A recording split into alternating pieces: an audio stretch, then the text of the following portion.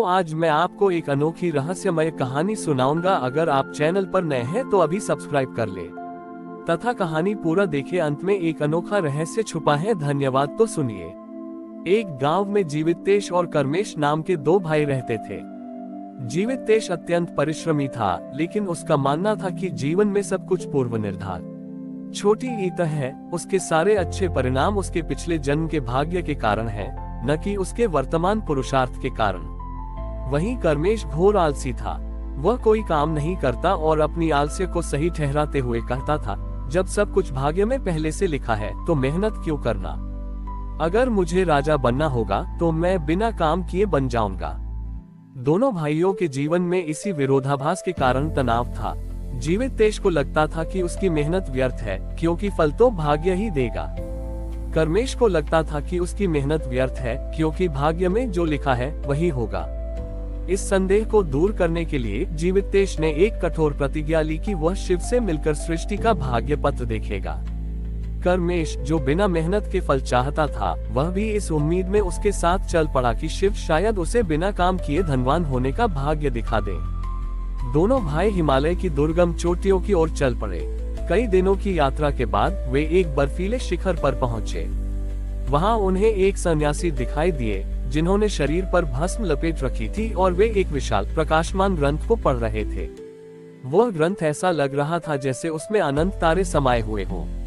सन्यासी ने उन्हें देखकर मुस्कुराया और कहा, आओ पुत्रों, तुम दोनों उसी सत्य की तलाश में हो जो हर क्षण स्वयं को बदलता रहता है। ये सृष्टि का भाग्य पत्र है। जीवितेश तुरंत सन्यासी के चरणों में गिर पड़ा और हाथ जोड़कर बोला, हे प्रभु, मैं परिश्रमी हूँ पर मेरा मन भ्रमित है। क्या मेरा भाग्य पहले से लिखा है? क्या मेरे वर्तमान कर्मों का कोई मूल्य नहीं है? मुझे मेरा भाग्य दिखाए। सन्यासी ने जीवितेश को धैर्य से उठाया और उस विशाल ग्रंथ के एक पृष्ठ की ओर इशारा किया। वह पृष्ठ चमक रहा था, पर उस पर कोई जटिल अक्षर नहीं थे। सन्यासी ने कहा, हाँ जीवितेश, तुम्हारा भाग्य यहाँ लिखा है। जीवितेश ने ध्यान से देखा तो उस पृष्ठ पर केवल एक ही सरल वाक्य लिखा था, इस क्षण किया गया पुरुषार्थ अगले क्षण तुम्हारा भाग्य लिखेगा। जीवितेश हतप्रभ रह गया। कर्मेश, जो यह उम्मीद कर रहा था कि उसे खजाने का पता चलेगा, वह भी इस खालीपन से निराश हुआ। तब सन्यासी ने अपना वास्तविक स्वरूप दिखाया। उनके माथे पर तीसरी आंख का तेज जगमगा उठा और उन्होंने शांत वाणी में समझाना शुरू किया, हे पुत्रों, मैं ही काल का नियमता हूँ। ये भाग्य पत्र केवल तुम्हारे प्रारब्ध पिछले कर्मों का फल की प्रवृत्ति दिखाता है, लेकिन ये कभी अंतिम रूप से नहीं लिखा जाता। तुम्हारे जन्म का समय और स्थान तुम्हारे भाग्य की पृष्ठभूमि तय करते हैं, पर तुम्हारे वर्तमान के कर्म पुरुषार्थ तुम्हारे भाग्य की कहानी लिखते हैं। शिव ने कर्मेश से कहा, कर्मेश, तुम्हारा आलस्य ही तुम्हारा सबसे बड़ा दुर्भाग्य है। तुमने यह मानकर कि भाग्य सब कुछ करेगा, अपने हाथ में मिली सबसे बड़ी शक्ति वर्तमान में चयन की शक्ति को त्याग दिया। ये तुम्हारा कर्म है जो तुम्हें दरिद्र बना रहा है, तुम्हारा भाग्य नहीं।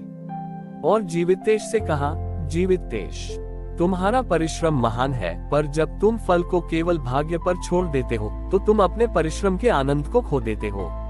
तुम अपने वर्तमान कर्मों से प्रत्येक क्षण अपना भाग्य स्वयं लिख रहे हो। तुम सृष्टि के निष्क्रिय दर्शक नहीं, बल्कि सक्रिय रचनाकार हो। दोनों भाइयों को अपने भ्रम का एहसास हुआ। वे समझ गए कि भाग्य कोई स्थिर रेखा नहीं है, बल्कि एक बहती नदी है जिसकी दिशा वर्तमान के पुरुषार्थ से बदली जा सकती है। दोनों भाई वापस लौटे। कर्मेश ने आलस्य त्याग दिया और पूरी मेहनत से काम करना शुरू किया, ये जानते हुए कि उसका आज का प्रयास उसका कल का भाग्य होगा।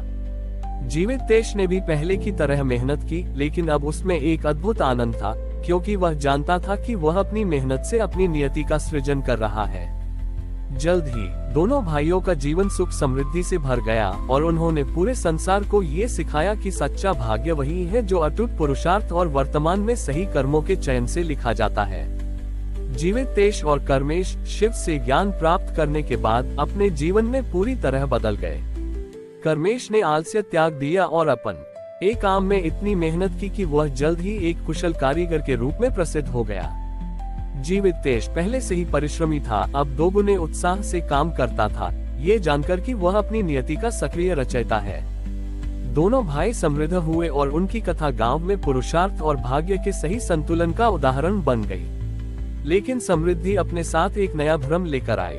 जीवितेश, जिसे अपनी मेहनत पर अब पूर्ण विश्वास था, उसने सोचा कि वह केवल अपने पुरुषार्थ से भविष्य को पूरी तरह नियंत्रित कर सकता है। उसने गांव की साझा नदी के पानी को मोड़ने के लिए अपनी जमीन के चारों ओर एक विशाल निजी मिट्टी का बांध बनाना शुरू कर दिया। उसका विचार था कि वह अपने और अपने परिवार के लिए साल भर पानी सुनिश्चित करेगा, भले ही इससे निचले इलाकों के किसानों को कम पानी मिले। वह इसे दूरदर्शिता और सफल पुरुषार्थ का फल मानता था। कर्मेश ने उसे रोकने की कोशिश की। भाई, तुम्हारा पुरुषार्थ महान है, पर जब वह केवल अपने स्वार्थ को साधने लगे तो वह धर्म से भटक जाता है। जीवितेश ने अहंकार से उत्तर दिया, मेरा भाग्य मैंने खुद लिखा है और मुझे अपने परिवार के भविष्य को सुरक्षित करने का अधिकार है। यह मेरा पुरुषार्थ है। कुछ ही समय बाद पहाड़ पर भारी बारिश हुई। नदी में अचानक विनाशकारी बाढ़ आ गई। जीवितेश का वह विशाल और स्वार्थपूर्ण बांध देखते ही देखत भरभरा कर गिर गया। बांध का पानी और मलबा गांव के निचले हिस्से की ओर तेजी से बढ़ने लगा, जिससे न केवल उसकी अपनी फसलें बल्कि पूरे गांव के मकान और खेत डूबने का खतरा पैदा हो गया। जीवितेश हताश होकर अपने पुरुषार्थ को कोस रहा था। उसी समय कर्मेश, जो अब एक कुशल निर्माण करता था, उसने एक पल की भी देरी नहीं की। उसने अपनी सारी बुद्धिमत्ता और शक्ति का उपयोग किया। उसने अपने और गांव के बीच की जमीन का एक हिस्सा खुद ही तोड़ दिया और कुशलता से पानी की दिशा गांव के बाहरी खाली मैदानों की ओर मोड़ दी। इस कार्य से उसने अपने कुछ खेत का त्याग कर दिया, लेकिन उसने पूरे गांव और जीवितेश के परिवार को बाढ़ से बचा लिया। जब पानी उतरा और तबाही शांत हुई, तो वही भस्मधारी सन्यासी शिव वहां प्रकट हुए। शिव ने जीवितेश को देखा और कहा, जीवितेश, तुमने भाग्य को तो स्वीकार किया, पर अपने पुरुषार्थ को धर्म से नहीं जोड़ा। तुम्हारा पुरुषार्थ जब अतिरेक में गया, तो वह फिर से एक नया बंधन और अहंकार बन गया, जिससे विनाश हुआ। फिर शिव कर्मेश की ओर मुड़े, जो शांत भाव से गांव वालों की मदद कर रहा था।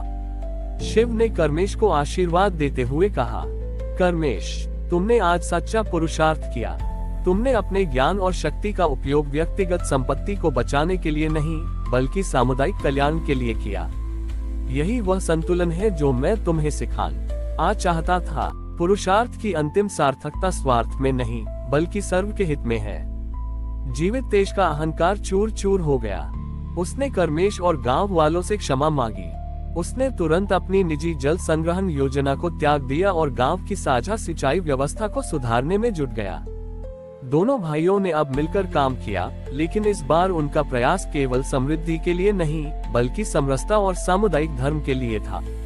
उन्होंने सिद्ध कर दिया कि शिव का सच्चा नियमता स्वरूप केवल भाग्य पत्र पर हस्ताक्षर नहीं करता, बल्कि हर क्षण ये देखता है कि मानव अपने पुरुषार्थ को किस नैतिक बल से उपयोग करता है। हमारी और भी आध्यात्मिक एवं अनोखी कहानियाँ देखने के लिए हमारे चैनल पर जाएं तथा धार्मिक एवं पौराणिक अनोखी कहानियाँ हमारे चैनल पर है। कृपया जाके देखें तथा हमारे चैनल को सब्सक्राइब करके रखें और वीडियो लाइक जरूर करें। धन्यवाद।